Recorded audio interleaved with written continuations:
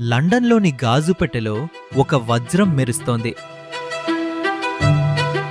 ప్రపంచం దానిని కోహినూర్ అంటుంది.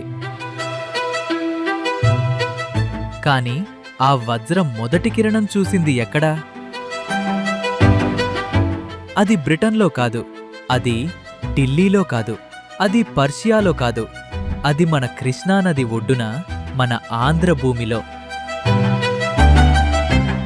ఒకప్పుడు మన మట్టిలో పుట్టిన వెలుగు ఇప్పుడు వేల మైళ్ళ దూరంలో పరాయి సింహాసనాన్ని అలంకరిస్తోంది.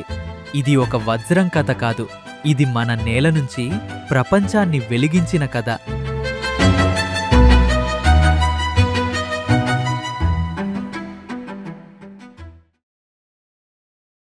పదహారవ శతాబ్దం.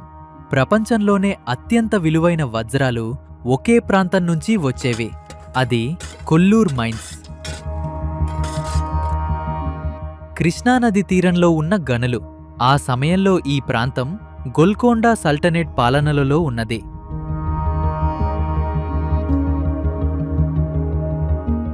రాజులు యుద్ధాలు చేశారు, సామ్రాజ్యాలు పెరిగాయి. కాని వజ్రాలను తవ్వింది ఎవరు?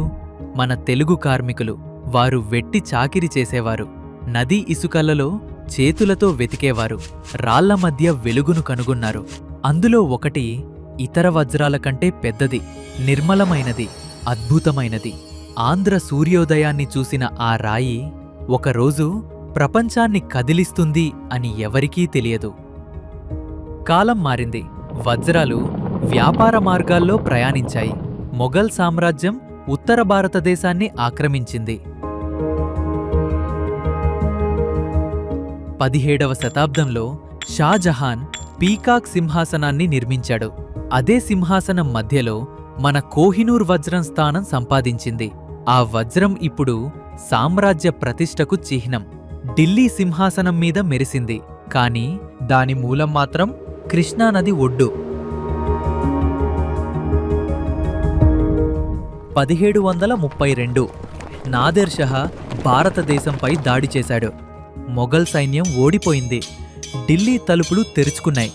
తర్వాత జరిగింది నరమేధం. వేల మంది మరణించారు అని చరిత్ర చెప్తుంది. పీకాక్ సింహాసనం కూల్చివేయబడింది. నిధులు దోచుకుపోయారు. అప్పుడు మన గోల్కొండ వెలుగు కూడా తీసుకెళ్లబడింది. అది ఢిల్లీని మాత్రమే వదిలిపోలేదు, అది భారత నేలను మొదటిసారి వదిలింది ఆ వజ్రం. పర్షియా నుంచి ఆఫ్ఘనిస్తాన్కు, అక్కడ్నుంచి పంజాబ్కు చేరింది. సిక్కు సామ్రాజ్యపు శక్తివంతుడైన పాలకుడు మహారాజా రంజీత్ సింగ్ దాన్ని సంపాదించాడు. మళ్లీ భారత నేలపైకి వచ్చింది, కాని శాశ్వతంగా కాదు. 1848లో బ్రిటిష్ పాలన పంజాబ్ను ఆక్రమించింది. చిన్న వయసున్న మహారాజా దులీప్ సింగ్ ఆ వజ్రాన్ని అప్పగించాల్సి వచ్చింది క్వీన్ విక్టోరియాకు. అలా కృష్ణానది ఒడ్డున పుట్టిన వెలుగు లండన్కు చేరింది. ప్రపంచం దాన్ని మౌంటైన్ ఆఫ్ లైట్ అంటుంది. కాని ఆ వెలుగు మొదట మెరిసింది మన ఆంధ్ర నేలమీద, మన కార్మికుల చెమటలో, మన నదుల ఇసుకలో, మన గోల్కొండ గోడల నీడలో. ఇప్పుడు అది పరాయి కిరీటాన్ని అలంకరిస్తోంది. కాని చరిత్ర ఒక విషయం మాత్రం మార్చలేకపోతుంది. కోహినూర్ మొదటి కిరణం చూసింది కృష్ణానది మీదే.